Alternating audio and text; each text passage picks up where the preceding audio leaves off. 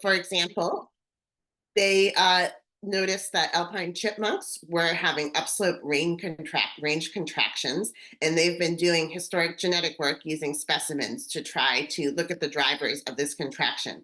And so they have found that through this range contraction, these chipmunks have had decreased genetic diversity, and they've also documented positive selection and shifts in the frequency of a gene linked to environmental responses. And so thinking about the drivers of unpredictability and how we might resolve it, one of the key questions is how different types of responses are interacting.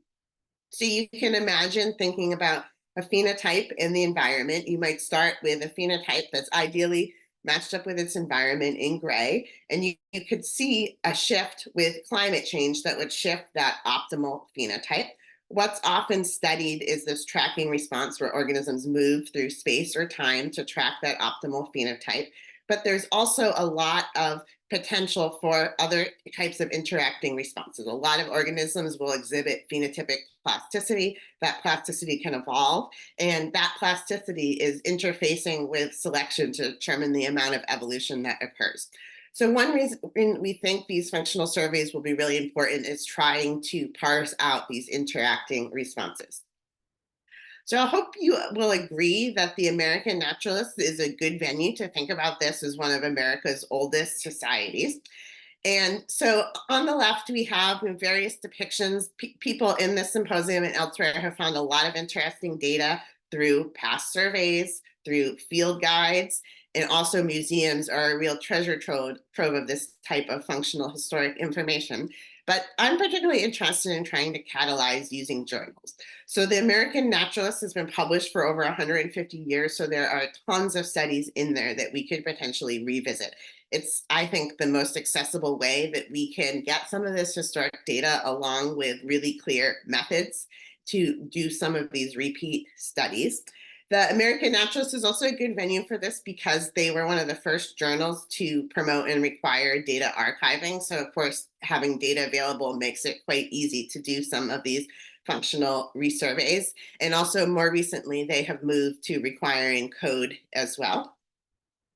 So you can see from this picture that the American Society of Naturalists has changed a lot over its history. And it's also a good opportunity to use this past data, but reflect on the different ways we do science, the different people that are doing science now. And in particular, we think this is a really good way for trainees to get involved in a research area. It's pretty feasible to repeat methods, innovate a little bit to figure out how to repeat these old studies. And it's a great learning ground for people to get introduced to the field. So one example that I think is fun, this is a study that was published in the Royal Society by Dorothy Jordan Lloyd, who you see by the microscope in the upper left picture. And over 100 years ago, she documented salinity tolerance of flatworms in the intertidal zone. So you see that in blue in this figure here. These flatworms did not fare well with wound healing at low salinity. So Catherine Clayton went back and repeated the study and found a much more flat response. So it seems like with environmental changes and more variable salinity in this location today compared to 100 years ago, that these flatworms have evolved salinity tolerance. So for this symposium group, we have tried to categorize roughly these different types of opportunities in doing functional responses. And probably we're most familiar, sort of the gold standard is doing some of these resurrection studies where past organisms are actually revived to compare them to modern organisms. And that's related also to genomic reconstruction. But that's really limited in the types of organisms you can study. So that's one of our prime motivators to think beyond those resurrection studies. There are a lot of opportunities to repeat physiological mechanisms. So for both of those categories, some of the types of things we might study are on the top. So we can look at shifts in performance as a function of temperature, shifts in metabolic rate, development time, heat shock protein expression, I think will be an interesting one, and also looking at shifts in acclimation of organisms. On the bottom, there's a lot of opportunity to repeat behavioral experiments and observations. So for example, on the bottom, in the context of temperature, we might look at thermoregulatory moves. We might look at activity time. Another category is repeating studies of selection or doing quantitative genetic experiments. So we do see a lot of fluctuations in selection gradients over time, some of the long-term studies, but I think we can really expand our information if we go back and repeat studies of selection. I think ecosystem function and composition is another exciting one where particularly when we're thinking about some of these ecosystems that are at risk with global change, there's a lot of functional data that we can get. And then also a more integrative approach here that potentially can be well combined on its own and well combined with a lot of these other approaches is to go back and look at genomics through time. So we're excited today to have a lineup that will give examples of a lot of these different approaches. So I'm going to talk about butterfly physiology in a moment. Then we'll have Lucas talk about Arctic permafrost and the interaction of plants and viruses. We'll have Seema talk about monkey flower resurrection. And then in this later section today, we will have a talk on plant pollinator interactions and also one on fish temporal genomics. So hopefully people will stick around and also will stick around for a panel discussion that will happen at noon Eastern. And we're hoping that one thing that these different types of studies will highlight is that they're really complementary. Combining different kinds of studies can give us different sorts of information about environmental changes and different responses. So thinking about how we can learn from different studies, what method is best for a particular study, we think is a great approach. So of course, these studies take place over different time scales. So we have some depictions here from really deep time permafrost samples to some of these historic studies that go back over 100 years to more recent studies over decades. And then for some of the resurrection studies can really vary in time, but we're going to hear from Seema about a shorter term resurrection study in response to drought. They also span different biological levels from the genomic level up to ecosystem levels. And also to note, a lot of these studies can tell us about differences in species interactions, and that's hard data to come by, so community level information. Of course, these studies are differentially suited to different kinds of taxa. And also, many of these studies can get at multiple types of responses, but combining the studies again can be particularly powerful in parsing out when organisms are just static, basically, in response to the environment. And we can think about the implications of that. Are they resilient or are they at risk? And we can think about also how that interacts with shifts in behavior, tracking through space or time, plasticity or evolution. And again, combining or studies that can combine different approaches to get at these different aspects can be particularly important. And one of the messages from doing this work is that we're really seeing that both organismal exposure to environmental change and their organismal sensitivity can really matter. So when we can in detail characterize exposure and sensitivity in some of these resurvey studies, we can really get a lot of information about responses. So briefly, we have here just a thermal image of the intertidal where you can see that heterogeneity.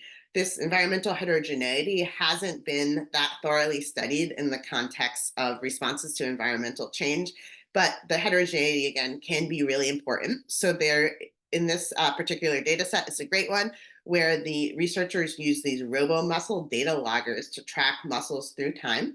And this is just to highlight these zigzagging lines at different locations in the intertidal. So a lot of temporal variation, a lot of spatial variation, and that's interfacing with these different flat lines that are indicating the sensitivity of these mussels in different locations. So again, really thinking about organismal exposure and sensitivity is going to be necessary for us to understand these responses to environmental change. So I'm going to shift then into talking about examples from my own research, using resurveys to try to uncover physiological and other related responses to environmental change. And our approach has been to start with mechanistic niche models. So we start with the phenotype of organisms. Often today, we're going to talk about the wing coloration of butterflies, and we interface that with detailed climate data. And we look at how climate and phenotype interact to determine the performance of these butterflies in this environment, and then how that translates to fitness. And we're also able to look at how climate is influencing the phenotype via plasticity. And once we are predicting fitness in our models as a function of phenotype, we can look at how that feeds back to the evolution of phenotype and also the evolution of plasticity. So we generate predictions with these mechanistic models, and then we've been using resurveys to test our predictions. So we've been going to a lot of museums to quantify wing phenotypes. We are repeating field studies of behavior, performance, and selection, and we've also been repeating lab physiology studies. So I'll give you a brief tour of some of our results from that. And I'm just going to briefly note that we've been working in two primary systems. So we have been part of this Alexander Grasshopper resurvey that was initialized and a lot of the initial survey work done by Cesar Nufio. And the original data went back to 1959, and he's been resurveying since about 2005. And we've been adding in some physiological and genomic perspectives to the work to ask, can identifying developmental fecundity and survival constraints improve predictions of fitness responses to changing environments? So one of the great things about this data is that in addition to thousands of specimens, there's also detailed field notes of phenology. So we've been repeating this field phenology, and we've been coupling that with reciprocal transplants as well as with genomic and physiological assays to try to give us some mechanistic information about the changes that have been observed over this half century or so. And one thing we're particularly interested in is using these museum specimens to try to infer novel phenotypes relevant to their function. So for example, we're trying to look at energy store and genomic change in these specimens. And then we're coupling these field experiments in variable natural environments to controlled lab experiments so we can really parse out the mechanisms. But I'm going to spend the rest of my time today focused on this resurvey of pierid butterflies. And this is in partnership with Joel Kingsolver. And you can see Joel here as a graduate student. So we've started out by resurveying his graduate student work that was conducted in Colorado. And we've been his thought process through his career has actually been nicely following the data we need for doing this resurvey. So it's been a lot of fun. So you can see Joel on the right, who has just retired this summer. And it's been amazing to see him go back to these old notebooks that he had over the decades and find the information we needed to repeat this experiment. So it's been a lot of fun. And more recently, we have shifted to working on other pierid species in Washington. And we've been focused on evolution at both the larval and the adult stage. So again, we've been generating predictions with this mechanistic model. And for adults, we are focused on wing coloration. So these Coleus butterflies, we're going to start with, are closed wing baskers, and they have melanic scales on the underside of their wings. So if they have more dark scales, they absorb more radiation and heat up more. Heating up is necessary for flight, but if they absorb too much radiation, they can overheat and have declines in egg viability. So that actually gives us nice information about how this phenotype mediates responses to both means and extremes. So our models are predicting opportunities to increase flight time at high elevation, and that's mediated by weather means, basically more time that these butterflies are able to be active with climate change.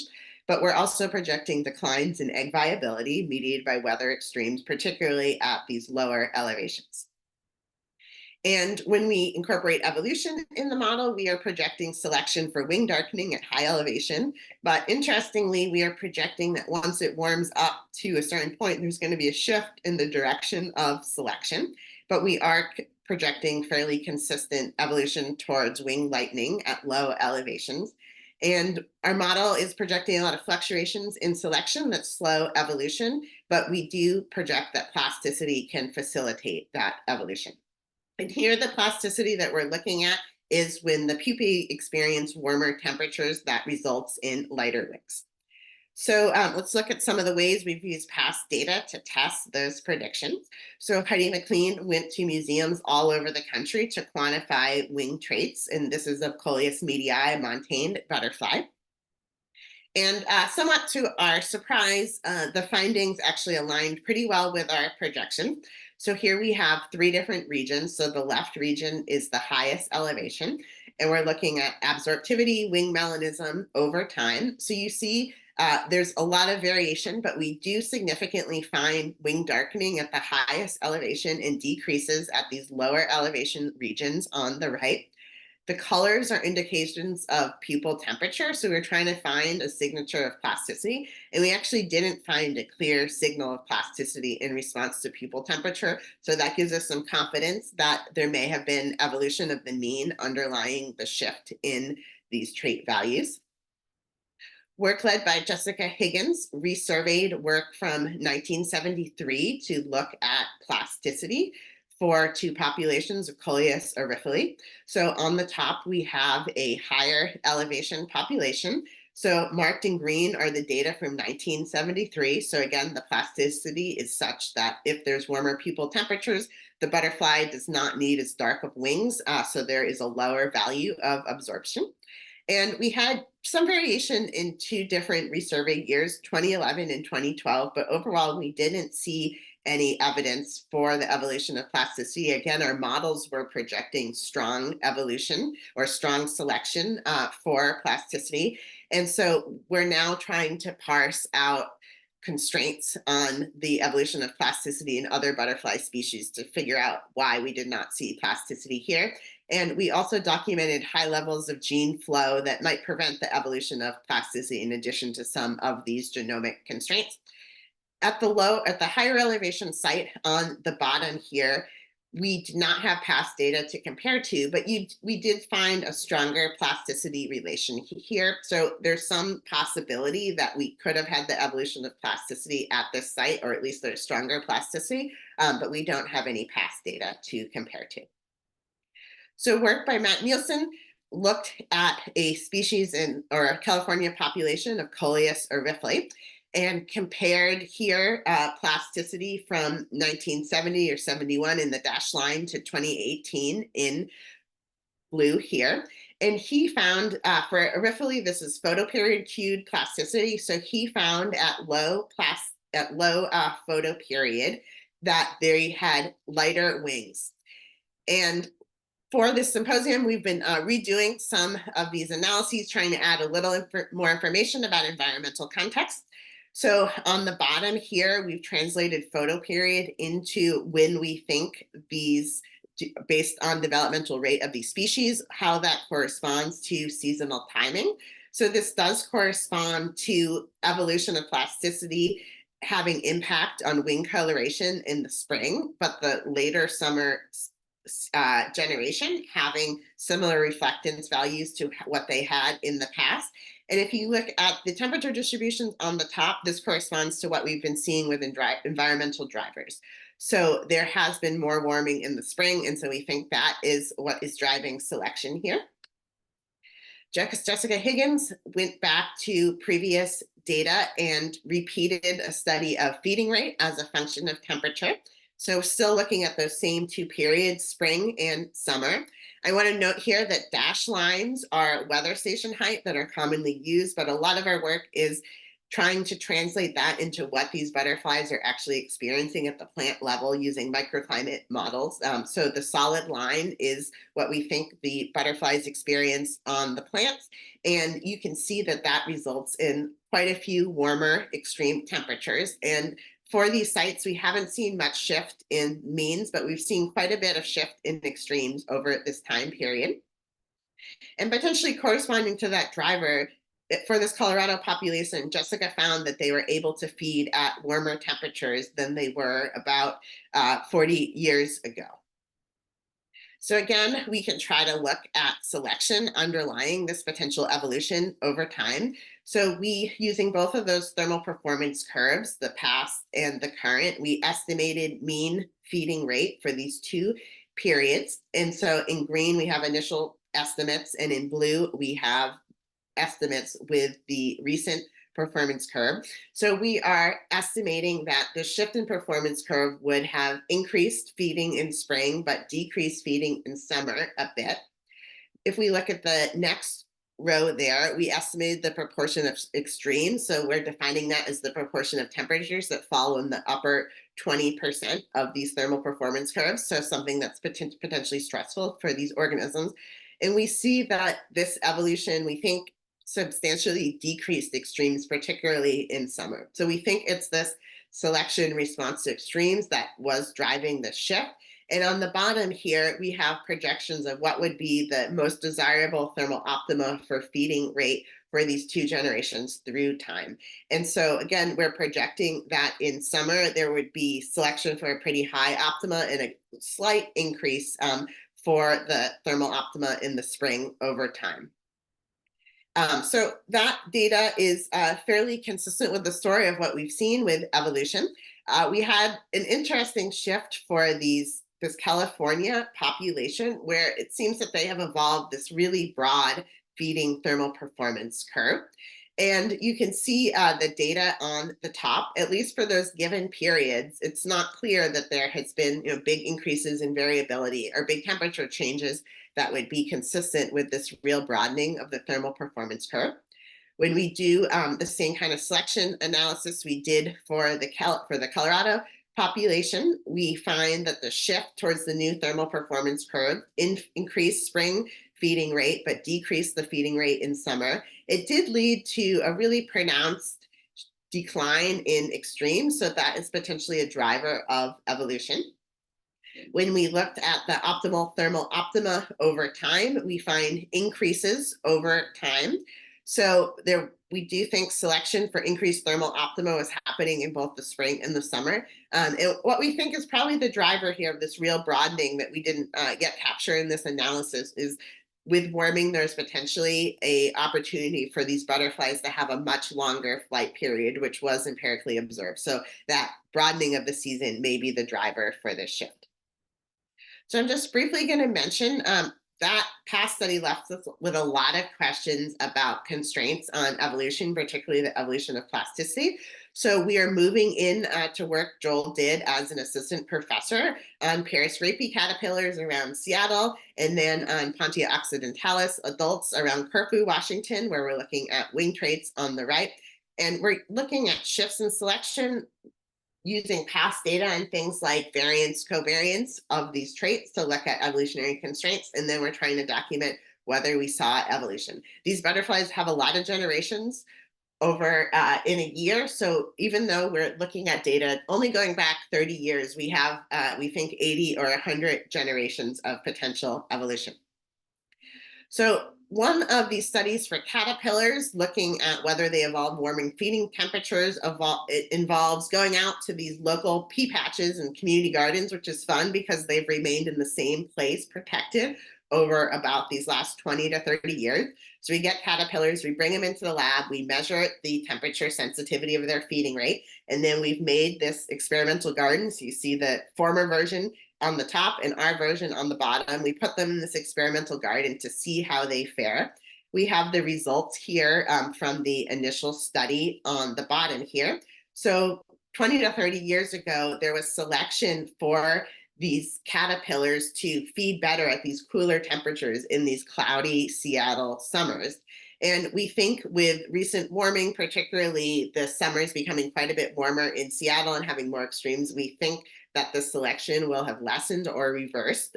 So we're going to have you stay tuned for those results we're working on right now. But just to briefly show you this in terms of our analysis of selection, on the top, we have our projections for mean feeding rate for curves with different thermal optima. So we are projecting through time thermal optima that are higher would allow these caterpillars to feed more. And then if we estimate the optimal thermal optima, we are estimating a lot of variation, but an increase over time. So we are anticipating that selection for increased thermal optima. Okay, so hopefully that gave you an introduction to one type of functional resurvey that can be done. I'm excited to see a lot of work in other systems and using other approaches for the rest of this symposium. And for this butterfly example, we have found that the responses to decades of climate change have differed across elevation, season, and time. So we're still working on unraveling some of these dependencies. But I think we have gained a lot of information using this resurvey approach. And one interesting thing is that we have found these butterflies seem to be particularly responsive to climate extremes.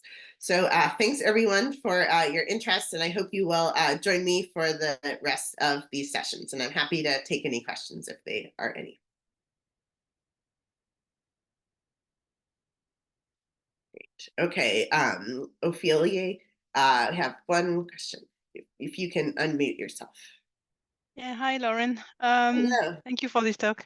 I had a question about when you repeat an experiment like that and you find a different result, given that you can't have the organism from the past and the present together in the same experiment, how do you check that it's not just a question of the experiment being repeated rather than the population being changed? So how do you check for that? Yeah, that's a great question. And we try. It's really helpful. Like in our case, where we have been working with Joel Kingsolver, who did the original studies, that we have a lot of additional information and like initial preliminary experiments he did that we can repeat, so we can rely on multiple lines of evidence can be really useful. But of course, especially if you're going off the methods and the papers that can be fairly incomplete, it's challenging to make sure you got all the details right.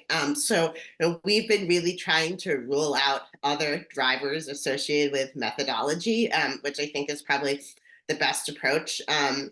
We have been really focusing on controlled experiments and things that would control for things like maternal effects or really anything else that might be resulting in those changes. So to say, yeah, thinking about the types of resurveys we do can be really valuable. And again, I would mostly say trying to have a system where you can repeat multiple studies and look at the context to try to have a stronger inference that this would be due to evolution as opposed to just methodological issues. But that is clearly a big challenge in doing these kinds of resurvey experiments, but we think the kind of information that you can get hopefully outweighs those challenges. Thanks for the question. Thank you.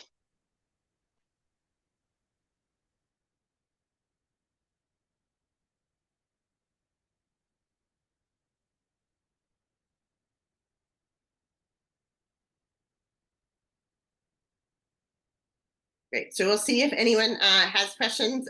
We have about 2 minutes before we get going with our next talk, but we can transfer over to Lucas being ready to talk.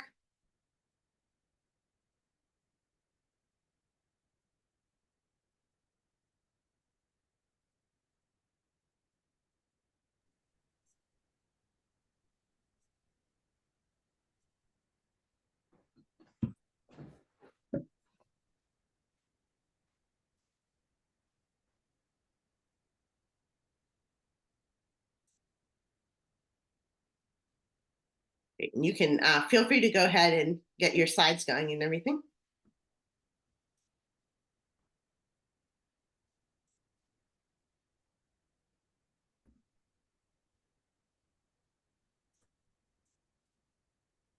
Great. I'll say this is a kind of resurvey that I'm super excited to see. Haven't seen this work yet, but amazing to have permafrost data to look at interactions of plant viruses and hosts. Great. Okay, so we will get going with Lucas Braga talking about plant viruses and host associations through time in Arctic permafrost. Okay, thanks for the invitation to give this talk. It's a great pleasure and honor to contribute to this conference. And today I will be presenting some work in progress that I've been developing with Andrew Tannensap from Trent University in Canada and Aske Willerslev in the University of Copenhagen. And the title of the presentation is Plant Viruses and Host Associations Through Time in the Arctic Permafrost. So we live in challenging times, and this is very old news for us, but it's the warmest period over the last 100,000 years, and greenhouse gas emissions to the atmosphere, they continue to increase.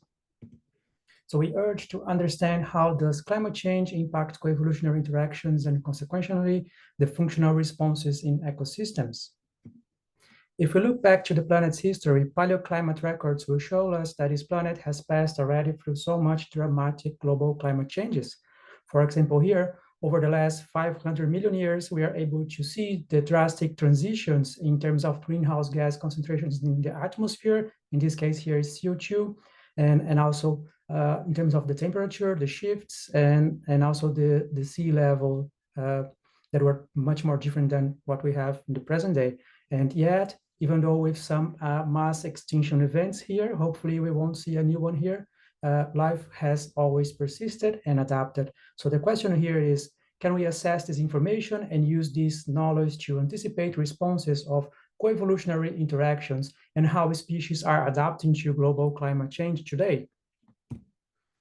And therefore, the major goal here in this study was to explore the responses on coevolution of species adapting to climate change and to explore if these responses to past events in global climate change, if they had impacted coevolutionary interactions and consequently community composition dynamics. And for this, for exploring this idea, we are using environmental ancient DNA archived in ancient permafrost.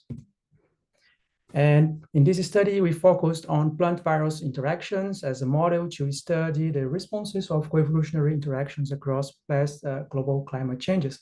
So we worked with a gradient of space and time. As we see here, we have these 72 sites that were sampled. Cores were taken from all those sites, and these cores, they were sampled in different depths to cover the time scale of the experiment data set. And this model allowed us to go back in time across the last 5,000 years ago. And we had all those sites, and from those samples, we managed to extract the ancient DNA material from the samples. And in the end, we had around 570 metagenomic data sets of ancient DNA to explore. And the samples analyzed here, they were part of the permafrost archives that are maintained by the geogenetics group at the University of Copenhagen. And here, it's depicted the late Quaternary and its age intervals, the age intervals within the late Quaternary. And we can see here the pre-LGM, which is the late glacial maximum, and then we have the late glacial maximum, and then the late glacial, and then the early, the younger Dryas, and then early Holocene, mid Holocene, and late Holocene. And these lines here, they are showing us the shifts in terms of temperature with the blue line, and then with the orange line, we see the shifts in the annual precipitation. And here's the profile of the plant groups that were detected in the data set. So here we see the x-axis, we see the age intervals again. And these cells are divided according to those age intervals. And we see here the plant groups that were detected in the data set. As we can see, a lot of plant groups were detected. And this is a heat map where we can see the proportion in terms of the percentage of the reads, the sequences, the genomic sequences of the plants that were identified in this data set. And of course, the first question here was, can we also detect plant virus genomic sequences in these ancient DNA archives that we found in the permafrost samples? And the answer is yes. So here we see the taxonomic classification of the viral sequences that we identified in this data set. Here, they are classified according to the family level, and we were able to detect, of course, we are working with DNA, so we are only able to find DNA viruses, viruses that have their genomes made of DNA. And we found the three groups of plant DNA viruses, and the dominant one was this family, the Caulimoviridae, and then after that we have the Geminiviridae, and then just a little bit of Nanoviridae.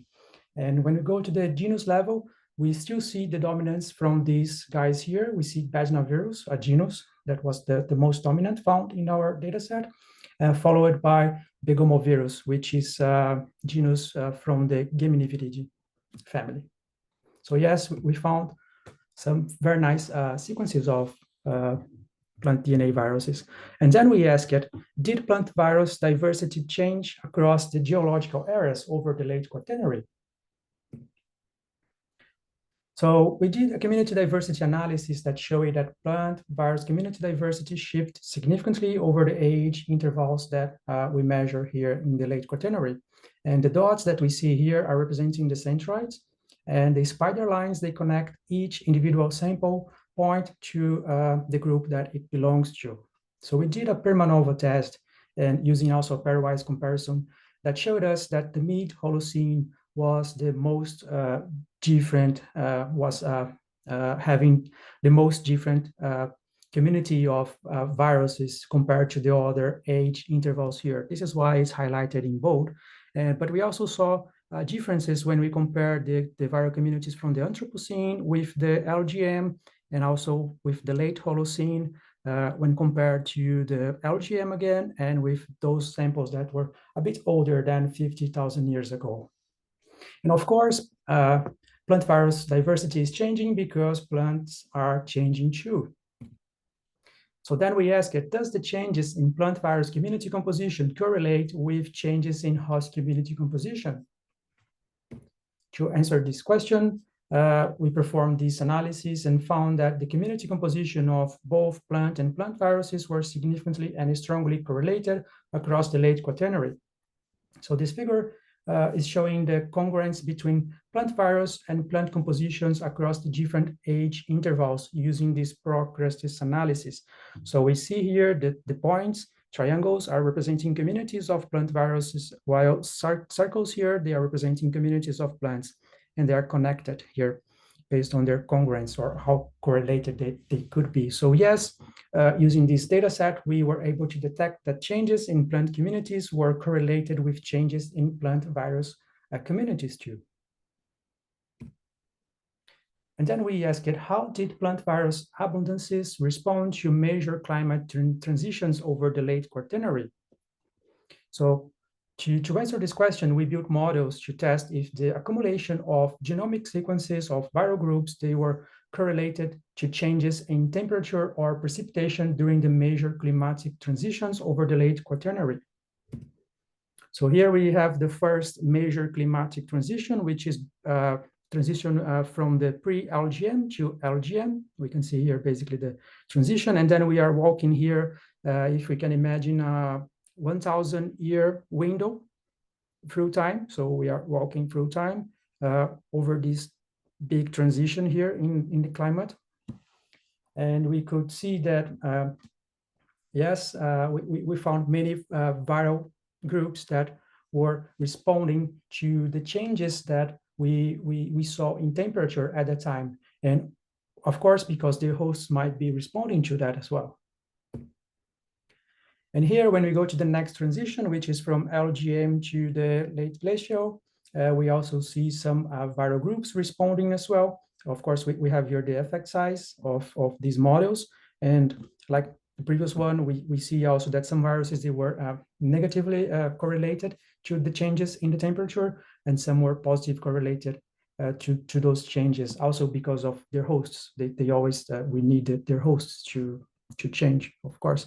And then with the next major climatic transition that we found across the late Quaternary, which was here, we had the Younger Dryas and then the beginning of the Holocene, and with those, again, with those windows of 1,000 years, we could measure when these viruses, they began to respond to those changes. And this is why we have different sizes of these bars here. Some of the viruses, they were responding earlier, and some they were responding just more close to these changes. And I think this is very interesting and gives ideas for us to explore also in the future.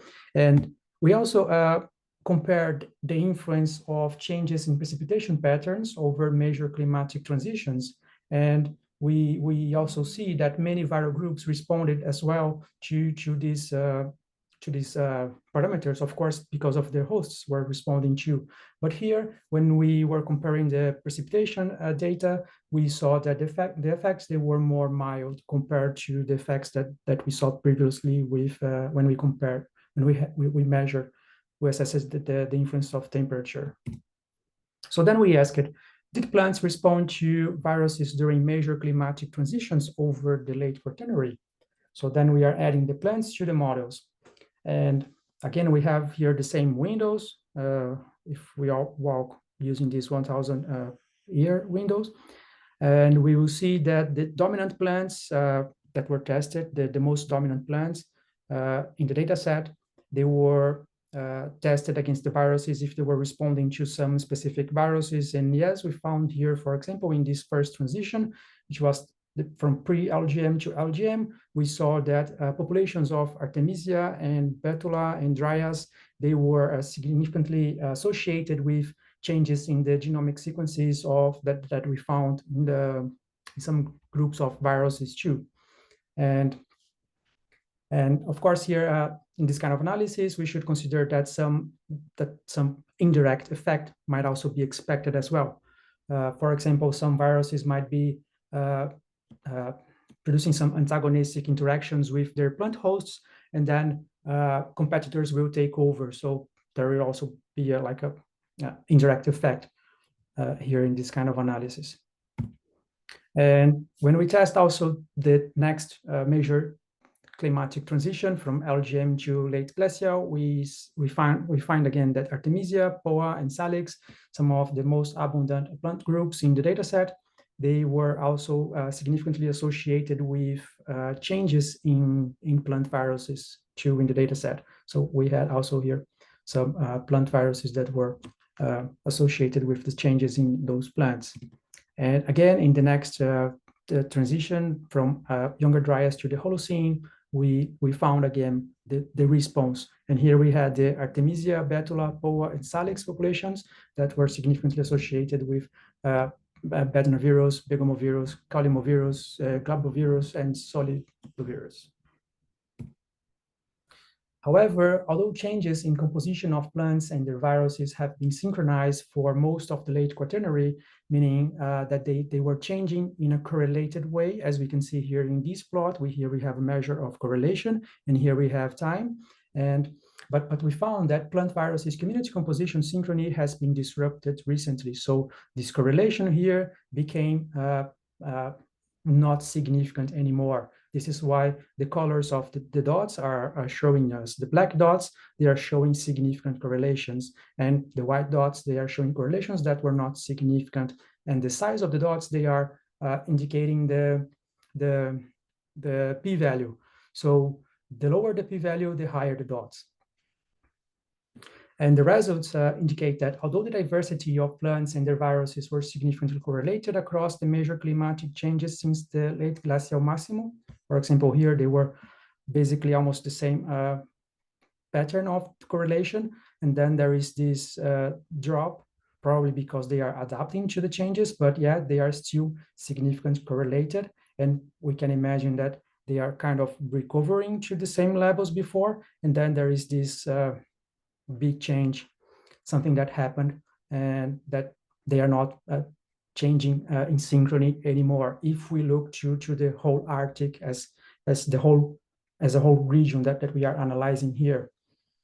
So to explore more about that, we can compare the trends in the biodiversity turnover rates by region across time. So here we can plot the biodiversity turnover by the Arctic regions for the plants. And each line here is showing the different regions that we had in our study. We had North Atlantic, Northwest and Central Siberia, and Northeast and Siberia, and North America. And we can see here the region of North America is showing a very distinct pattern. And especially when we bring the plant virus turnover and we compare the trends between plants and plant viruses, we can see that what really it's showing out of this comparison is that the North America region, they have very different patterns in terms of the biodiversity turnovers. So this is suggesting that the recent plant virus synchrony disruption that we saw in the last analysis was mainly driven by these changes that happened in North America somehow. So the climate change events in North America impacted plant virus coevolution differently. So we could hypothesize here that this effect could be influenced by the Bering Strait floods, for example, and the environmental changes that had happened at that region after the Arctic began to get warmer. So this is supported by the plant biodiversity turnover rate that we observed here in this plot. as we can see, there is an increase in the biodiversity turnover of plants. And so it could be that viruses locally adapted to their plant hosts, they became less fit with the increased in plant colonization from immigration from plants from elsewhere. And that factor could be more pronounced in North America. But of course, this is just one of the hypotheses that we can discuss given the results that we obtained. So basically, the conclusions of this study that we are developing so far is that ancient DNA archives in permafrost, they can be a useful resource for exploring the responses of coevolutionary interactions to past global climate change. And also that shifts in the Arctic vegetation over the late Quaternary, they were also influenced by the responses of plant virus interactions to climate change. And finally, that our results support the geographic mosaic of coevolution hypotheses, mostly because of the specific case of North America region that has influenced plant virus coevolution much differently than other regions. So thank you very much for your attention, and I'm happy to take questions.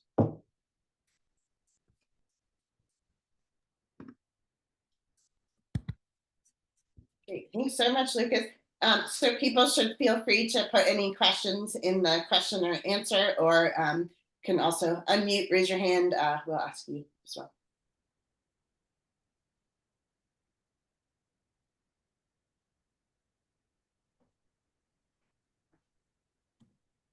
Maybe I'll start off with a question. Yeah, what amazing data you have. And I was curious if how much modern information there is on like short time period changes and also spatial changes, and whether that can help you interpret some of these longer term changes.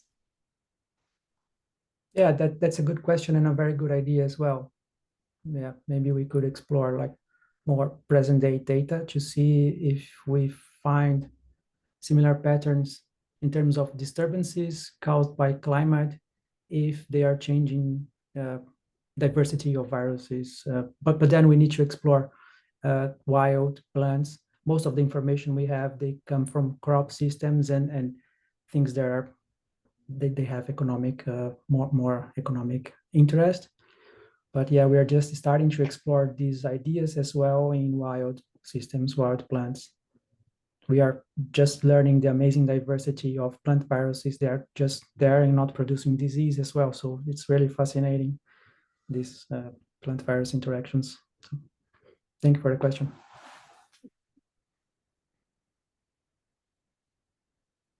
Malin, can you unmute? Yes, I think I can. Just trying to figure it out. Very cool talk. Thanks for that. And I was just curious if you could talk a little bit about sort of which direction you think, like, is it the host affecting the virus affecting the host, both? Is it possible to tease any of that out? And maybe modern samples are, one way to start getting at that. Yeah, it's hard to tell. It's a feedback, right? It's hard to tell which is in fact affecting which, but we can expect, for example, as one hypothesis, that there is a change in the climate and then plants will have a physiological response to that. And because of this change in their physiological response, they will be more susceptible to some viruses, and then viral infections will start because of that. So in this case, the plants, they were responsible for, because of climate, they were responsible for, let's say, starting this interaction with the virus. Yeah. Yeah, no, interesting. Thanks. Thank you.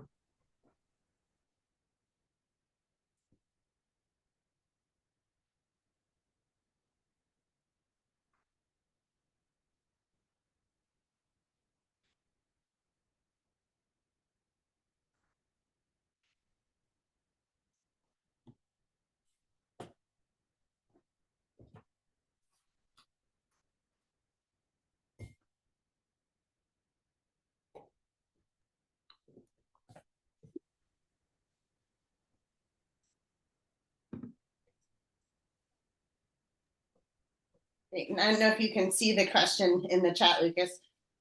David's asking, I may have missed this, but do we have an idea of how host-specific or generalized these viral taxa are? Yeah, we don't have this information. Yeah, this is, I think we are limited because of, at some point, it's really rich to explore this data set using, like, basically going back to 50,000 years ago or even more to try to track these interactions. But we are, of course, very limited in like inferring confidently that there is this particular viral population is infecting that particular plant. So yeah, especially because it's like thousands of years ago. So there are these limitations as well. But even with that, we are still able to detect some very nice trends and patterns as we manage to do so when we look at the community and when we correlate communities and try to see some patterns and how they are changing, if it's synchronized or not, and these kind of things. Thanks for the question.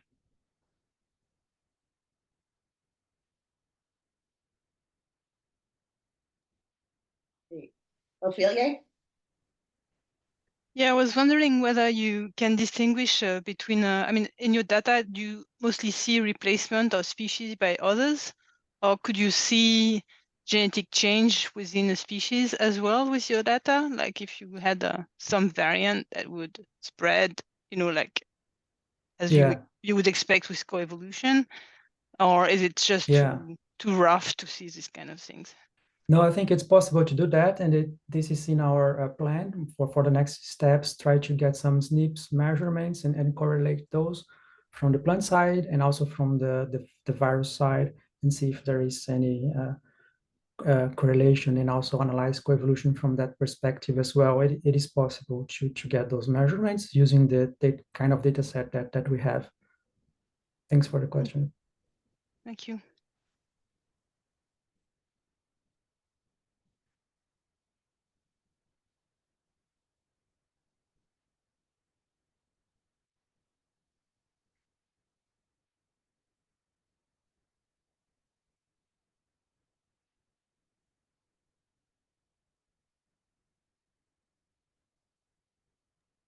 I have another question, if you don't mind. So it's really interesting to see the shifts in response to changes in precipitation and temperature over long time periods. And I'm always captivated by this idea of climate novelty and new combinations. And I was curious if you tried to look at that at all. No, not yet. Would you have any specific approach that you think that? Yeah, and I guess I've mostly seen it in more modern data, but I assume you could use it with the long-term climate data too, but just more multivariate approaches to see if like shifts in the seasonality of temperature and precipitation might better capture the change, like to have evolution in response to novel combinations. Yeah, I think that would be a good idea also when we also have the information from the SNPs. Maybe we can include that in the model and test that as well. Yeah, it's a good idea. Thank you.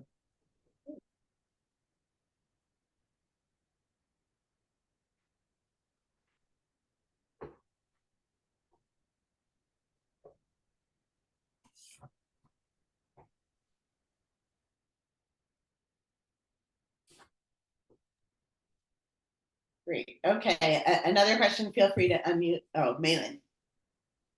Yeah, sure. I can ask another question. And actually now I even have video too. I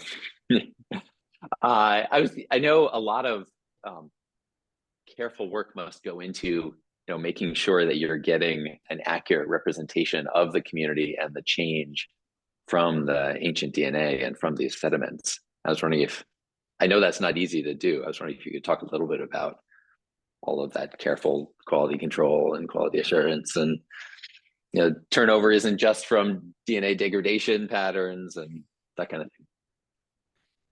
Yeah. So there is a way to control for that degradation patterns. We also include in the bioinformatic pipelines that we use. We try to like mask for the damage that we see in the DNA. There is a damage pattern that we see in the sequence, and then we try to mask that when we are mapping against the reference databases that we have. So with that, we minimize like artifacts or false positives, like counting reads that are just matching because they have the damage. So we try, yeah, we have specific controls in the pipeline that try to minimize that effect. Yeah, and we really also interesting. we because we have a gradient of time, like ages, we can also compare damage across time and even the difference in terms of the species. For example, trees, maybe they would their DNA would be more preserved because compared to like, I don't know, dryas or yeah. But then there's a point that we don't see much this difference. They are preserved at the same level or the same rate of preservation when we apply this kind of methods. So we are sure that the hits we are getting or the classifications we are getting, they are like most unlikely to be an artifact. But of course, we always need to consider that, as a possibility. Thank you.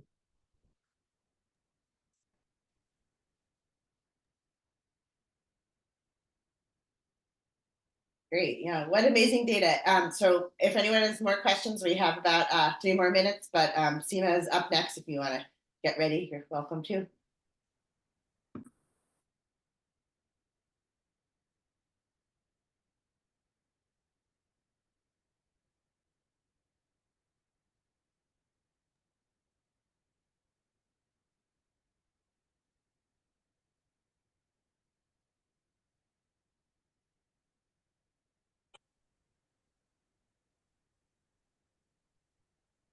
My screen looking okay? Great.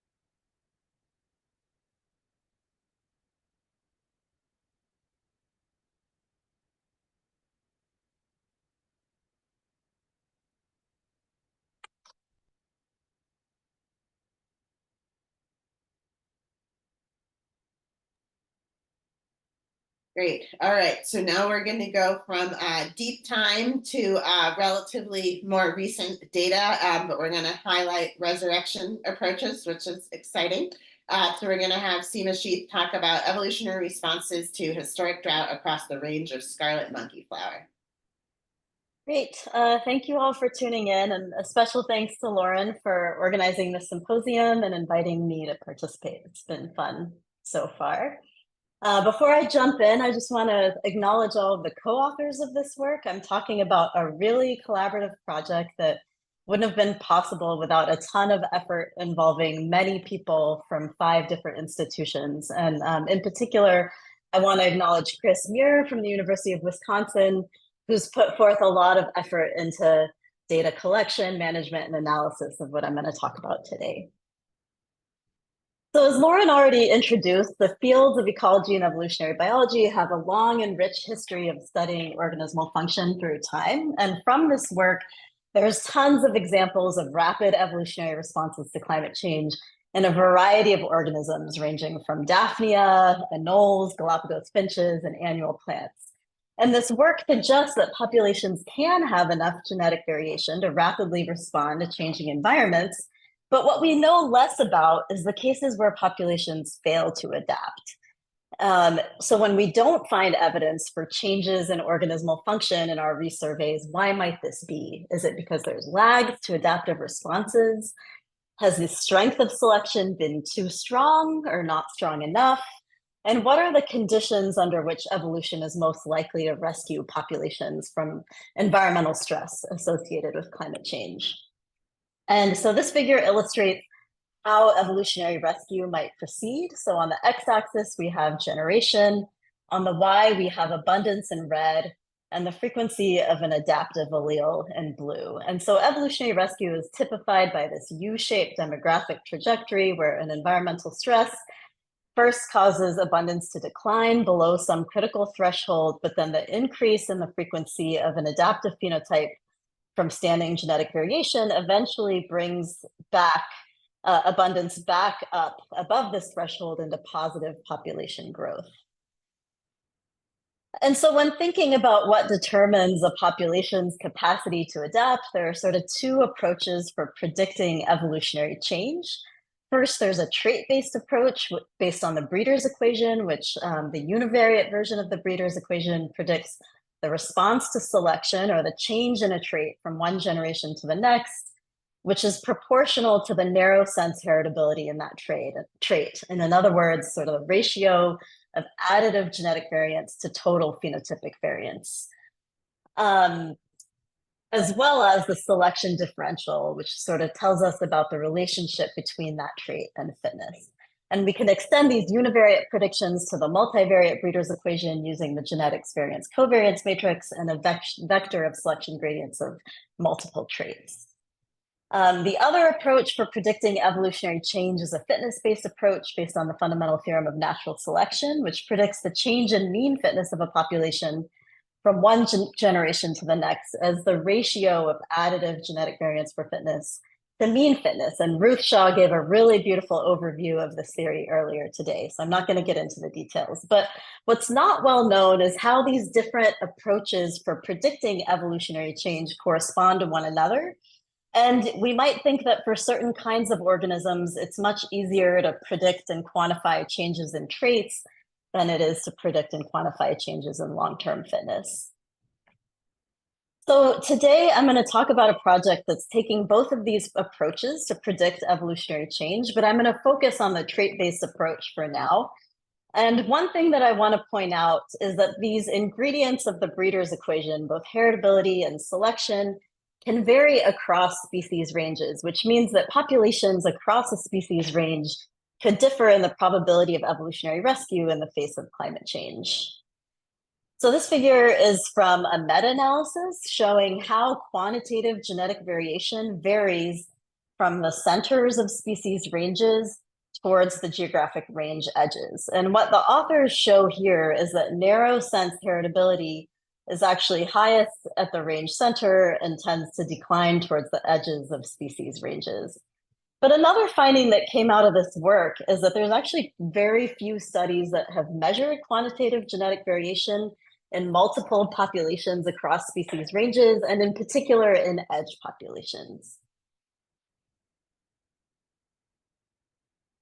And since the magnitude of climate change varies across space, populations across species ranges likely experience differing strengths, directions, and modes of selection as well. So this map shows temperature anomalies from the past towards recent years, with red representing warmer than average temperatures and blue representing colder than average temperatures. And so these temperature anomalies, which vary across space and time, we know that they vary across space and time, but we don't fully grasp how this variation might impact evolutionary responses to climate change across species ranges, and in particular, where in a species range evolutionary rescue might be most likely to proceed.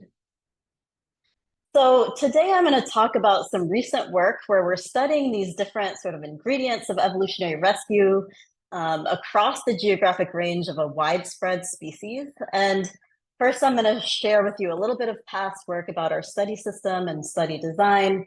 And then I'll tell you a little bit about what we've learned so far about these different parts of the Breeder's equation. Loosely speaking, we haven't carefully estimated all of these things perfectly, but just what we have so far in our system. So to study the potential for evolutionary rescue in populations across the species range, we're using the scarlet monkey flower as a model system. And the scarlet monkey flower is a perennial herb. It's distributed from central Oregon through northern Baja California. And as you might imagine, it gets sort of warmer and drier as you move from north to south across the species range. And the scarlet monkey flower grows in a Mediterranean climate, so it receives most of its precipitation in winter, and the species inhabits riparian areas that are wet during at least some part of the growing season. And it has these really beautiful red tubular flowers that are typical of hummingbird pollination. And it's been the subject of lots and lots of studies of geographic range limits.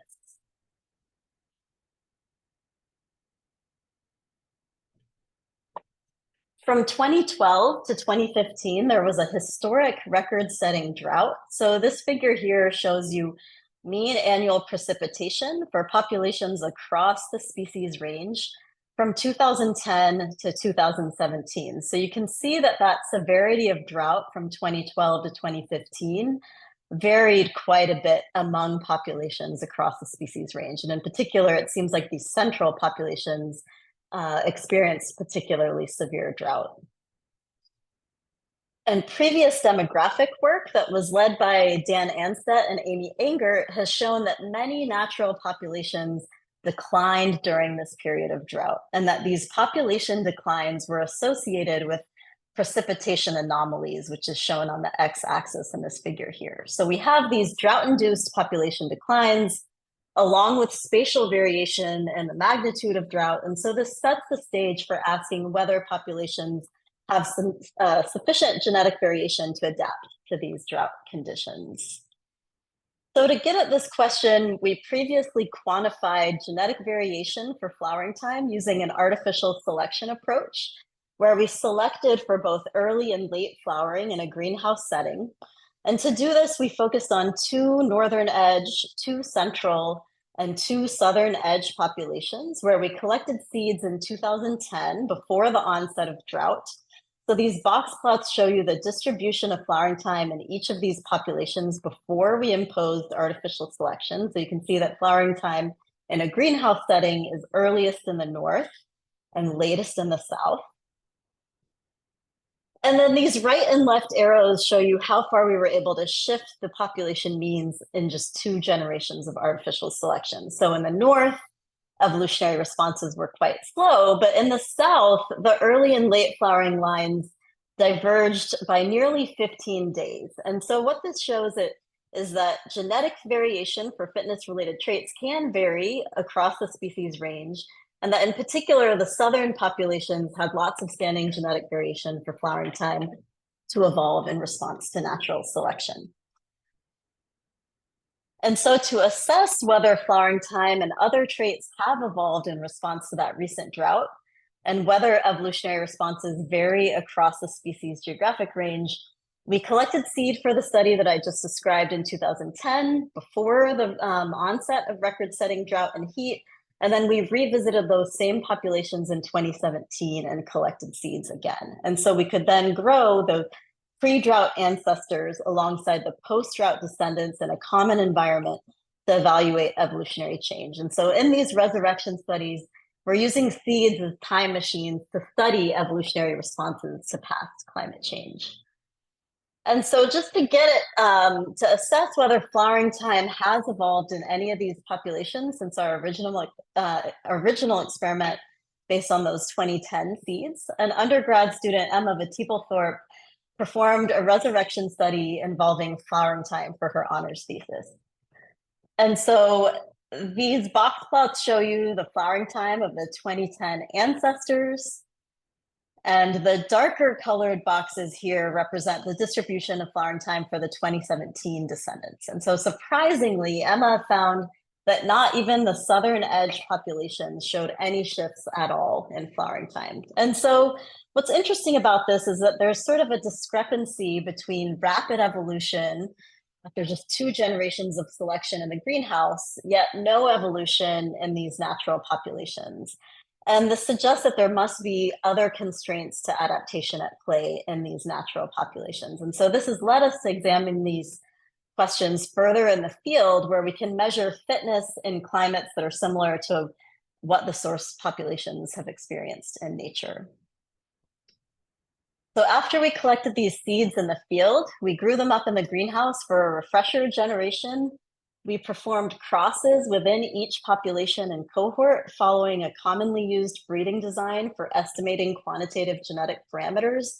And then just last year, we used those seeds in 3 common gardens in the field where we could measure traits and fitness. And so here are the locations in triangles on this map of those 3 common gardens. There's one near the northern range edge, one near the range center, and one near the southern range edge. And we transplanted nearly 14,000 seedlings into these 3 common gardens last year. And since scarlet monkey flower naturally occurs in riparian areas, we are irrigating plants throughout each growing season, trying to do our best to mimic sort of the average soil moisture conditions in each region in recent years. We collected data from these common gardens on a suite of traits that could be important for adapting to drought. I'm not going to go over all those traits here.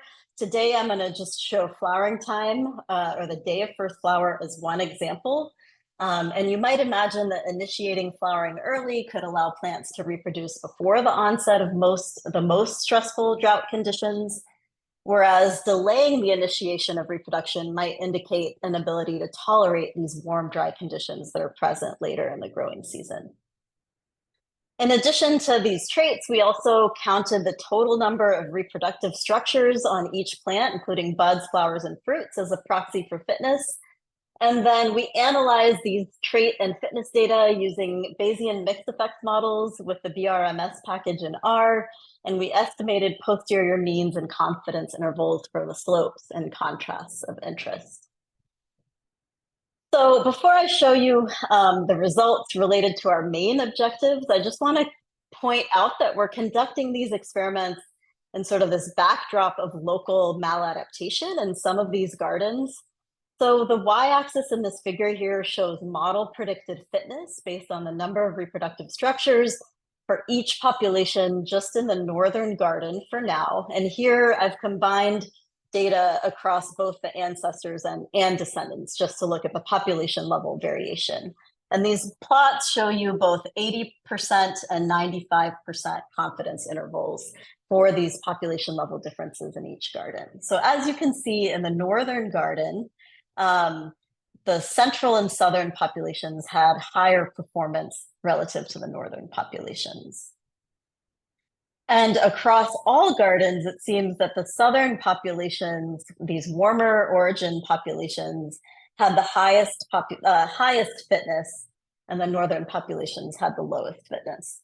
And so what this suggests is that these central and northern populations aren't locally adapted to current climates, and this sets us up for examining their adaptive potential in more detail. And just as a small aside, I just want to mention that as I go through these results, you'll notice that some of the data for the central garden in particular are incomplete due to logistical reasons. So I'm going to mostly be showing you data from the northern and southern gardens for now.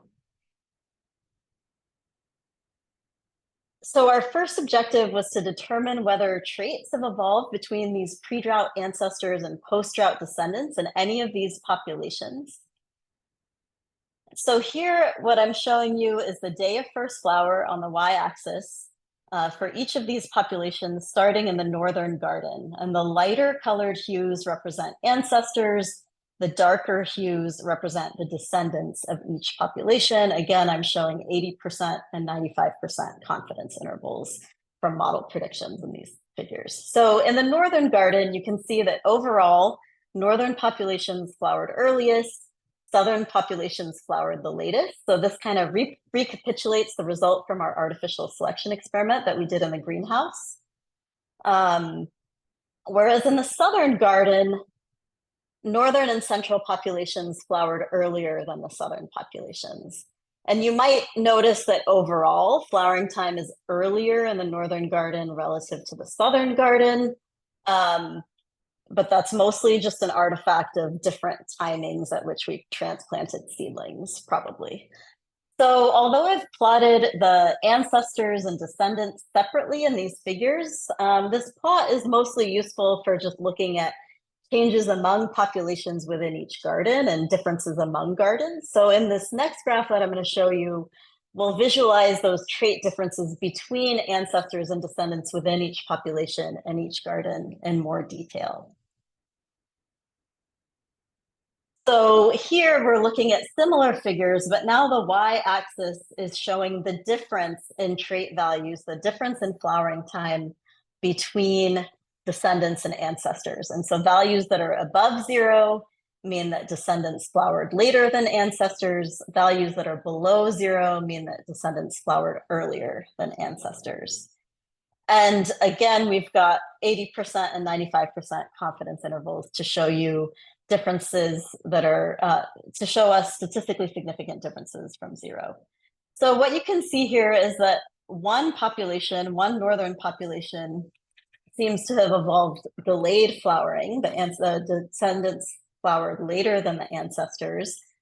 And there's sort of trends in several of the other populations towards delayed flowering, but overall the magnitude of these responses is pretty small.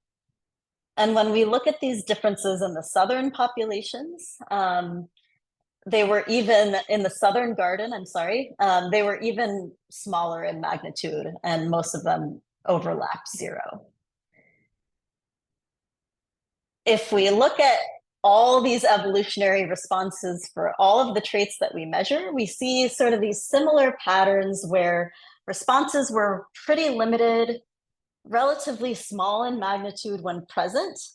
And one thing that was interesting is that sometimes the responses can vary in direction, either among populations within a garden or among gardens. And so just to point out one example, this is data for late season stomatal conductance, which is sort of a proxy for photosynthetic rate during the hottest, driest part of the growing season.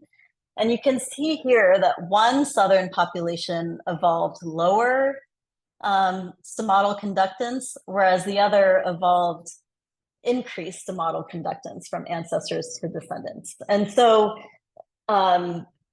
it's kind of interesting how much these responses can differ even in direction. And we were surprised by this result. So this kind of calls into question, if these responses are so limited, why is that, despite the fact that we know that the drought caused range-wide population declines? Are these populations doomed because they can't evolve? Did they fail to evolve because they lack genetic variation in these traits? Or maybe because these traits weren't under selection? And so that kind of brings us to the next ingredient of evolutionary rescue, sort of asking whether a lack of standing genetic variation can explain the mostly lack of evolutionary response that we observed. And so these plots show you our estimates of narrow sense heritability of flowering time for each population in each of the 2 gardens, which we quantified this based on the resemblance in flowering time among related individuals and the ancestral cohort of each population. So just using those pre-drought ancestors. And what you might notice here is that there's just a lot of uncertainty in these estimates. And so we can't really conclude that heritability was consistently low or consistently high across the board. And we certainly haven't detected any clear differences among populations in heritability of flowering time, despite the strong differences that we observed in the greenhouse from that artificial selection experiment that I showed earlier.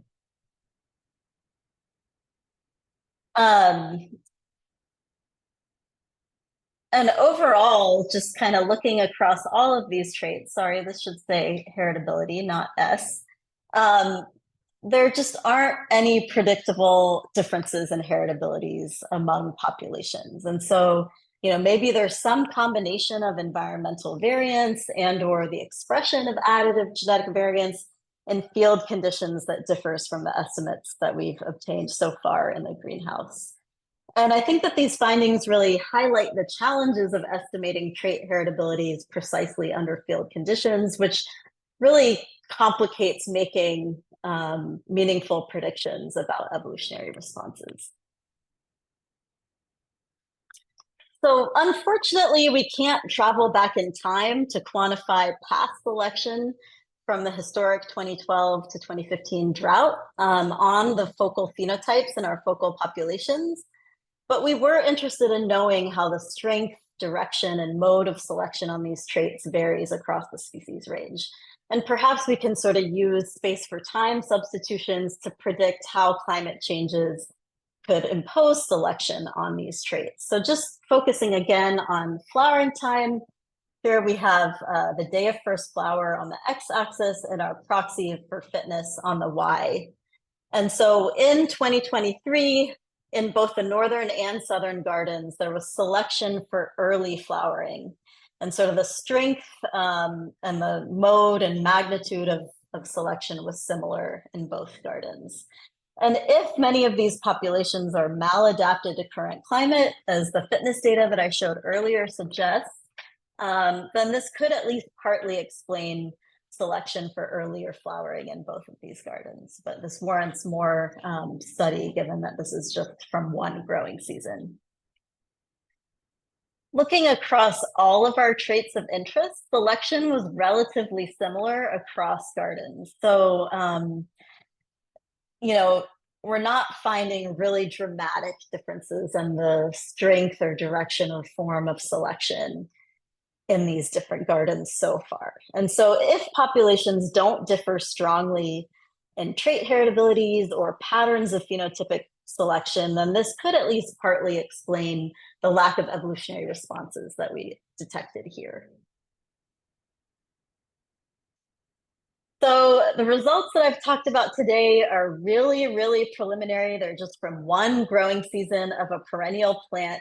We're just getting this project started. So we've got a lot yet to explore, including looking at the multivariate breeder's equation. I've just shown you data from single traits today. But something that I want to highlight that we're excited about is this represents one of very few resurrection experiments that encompasses multiple field settings across a species range, and certainly one of few that involves a perennial plant. So we often assume that perennial species can't evolve fast enough to keep up with climate change, but we don't really have a good understanding of what the limits are exactly. One thing that surprised me with these results is that on one hand, there was sort of this trend of populations evolving later flowering times in the northern garden, yet short-term selection for just the one growing season that we have data for favored early flowering. And so it'll be interesting to see how this plays out over additional growing seasons. Second, range position did not clearly predict heritabilities or evolutionary responses to selection. But at the same time, we also can't assume that standing genetic variation is going to be exactly the same in every population and every environmental context. And given that we haven't detected super contrasting patterns of the strength, direction, and mode of selection across the species range, this highlights the strength of investigating fitness, since we might not have a very good grasp of what the relevant phenotypes are for adaptation to recent climate change. And so we're excited to amass more fitness data in the coming field seasons to get at this question further. Now, although we didn't find strong or consistent evidence for rapid evolutionary responses from standing genetic variation, there is one piece that's still missing. Have these populations recovered after the drought? And if so, how did they do so? And cliffhanger, if you want to know the answer to this question, then I encourage you to try to attend Dan Anstedt's talk at the in-person meeting in Montreal, if you can. So what I've talked about today is a 3-year project, and we won't have information on the long-term trajectories of natural populations range-wide. So in a new project that Amy Engert and I are starting, we're going to be combining information from the Common Garden experiments that I talked about today with continued long-term demographic monitoring of 21 natural populations across the species range to build climate-driven population simulations where we turn evolution on and off so that we can better understand where, when, and how evolutionary and plastic changes promote population persistence. And just a shameful plug, we'll soon be recruiting a postdoc for this project, so definitely get in touch if this is something that you're interested in. I just want to end again by acknowledging all the co-authors of this work, and also all the other people who've helped at various stages in the field and in the greenhouse. And many of these people who helped were students or recent graduates. I also want to acknowledge both my PhD and postdoc advisors, Amy Anger and Ruth Shaw. The time that I spent working with both of them contributed a lot to the development of the project that I talked about today. And I also just want to briefly acknowledge our funding sources. So yeah, thanks again for tuning in. And if there's time, I'm happy to take questions. Great, lots of questions. Thanks so much. Okay, so we'll start with Aditya with a question and the question and answer. A long question, so if you wouldn't mind unmuting and voicing it, maybe. Hi, can you hear me? Great, thanks. Right. All right. So really great talk. I really like your results and stuff. I have fairly long questions, but they might have short answers. So the first one, given the traits that you study, especially leaf dry matter content, specific leaf area, along with some other traits, I was just wondering, and given your heritability results, I was wondering if you tried a multivariate approach, especially as it would be interesting to know if some covariances might constrain evolutionary responses or something, because LDMC and SLA are so tightly negatively correlated that this is something that could be expected. And the second one is that so in my experience, tomatal conductance is like fairly iffy. It's so labile.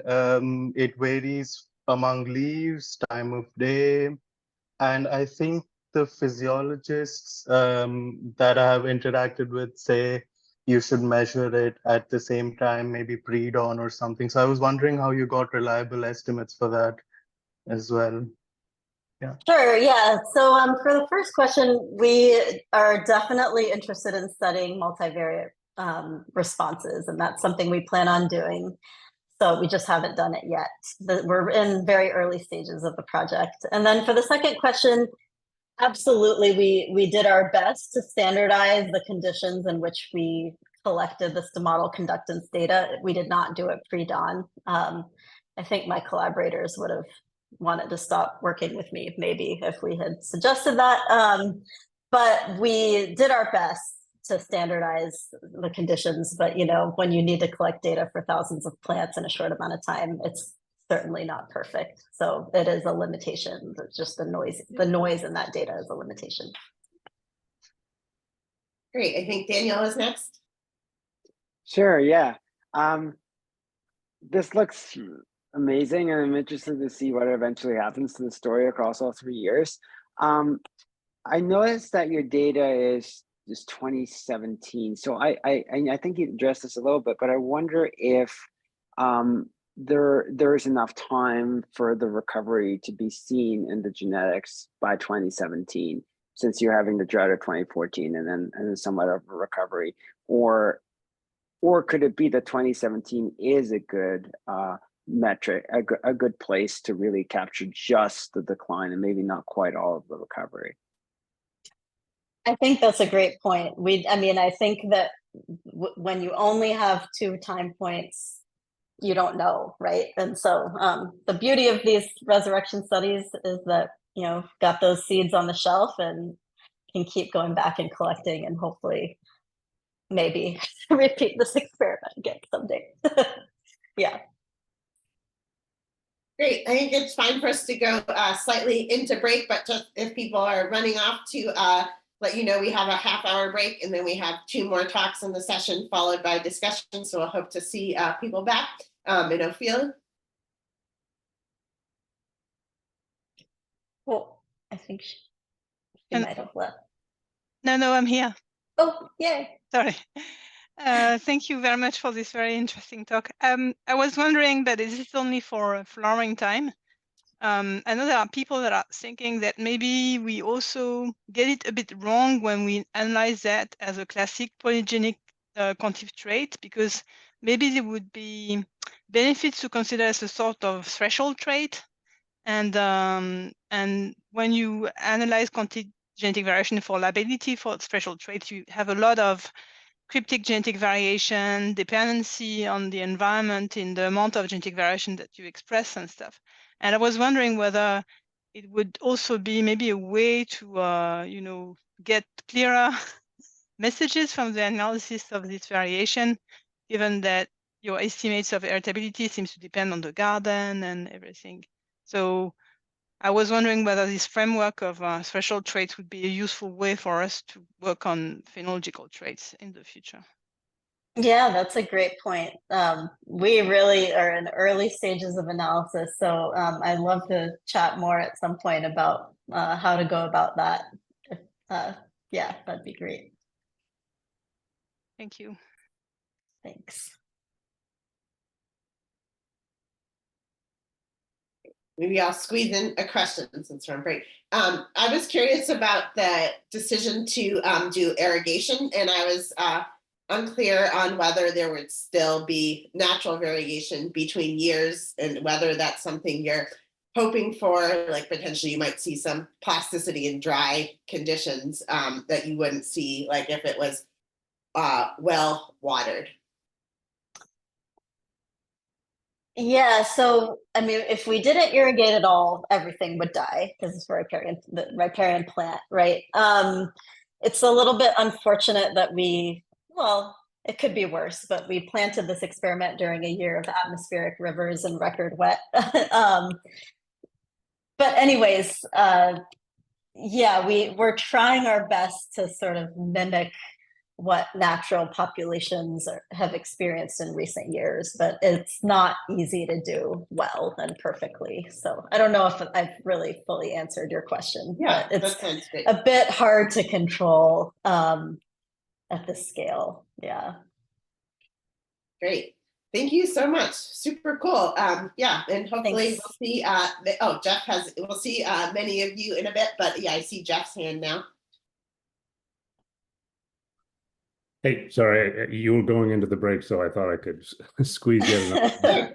And I guess this is more of a comment, but on that one table, you had mostly stabilizing selection, and Lauren showed that great picture. I hadn't met Joel at that stage in his career with a big beard, but in the Kingsolver database, there's not much stabilizing selection, and there's as much disruptive as stabilizing, which we don't think is probably what's true.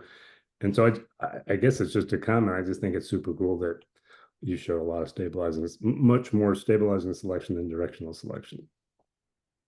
Yeah, we'll see. It's very preliminary results, so I wouldn't put too much weight on it just yet. We'll see what happens over the next couple of years, and with kind of careful analysis. Not that, yeah, we did our best, but very early stages. So yeah. Cool. Thanks. Thank you. Great to have all the questions. Well, I guess we'll call it break then and see everyone hopefully back at 11. Thank you. Lauren, I'm not on the volunteer for this next session, so I'm gonna stop the recording here. And then yeah, there'll be a new volunteer. Just remind them to start the recording again.